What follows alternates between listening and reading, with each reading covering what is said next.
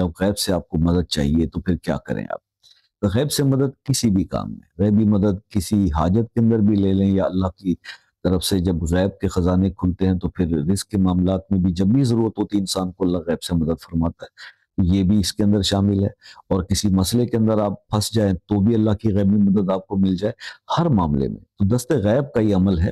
آپ نے اس کو کم از کم 11 دن یا 21 دن اس کو آپ نے کرنا ہے، اور 41 دن بھی کرنا چاہیں تو کر سکتے ہیں۔ صرف یہ عادت بنا لیں کہ آپ عشاء کی نماز کے بعد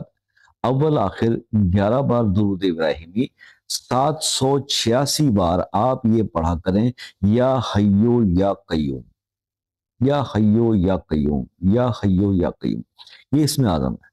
ٹھیک ہے، تو اس کو کیونکہ ذاتی تجربے کی روشنی میں بتاؤں تو میں اس کو الحی القیوم ہی پڑھتا ہوں، لیکن جو بزرگوں کی طرف بتایا گیا تو وہ یا حیو یا قیوم کا ہے۔ تو یا حیو یا قیوم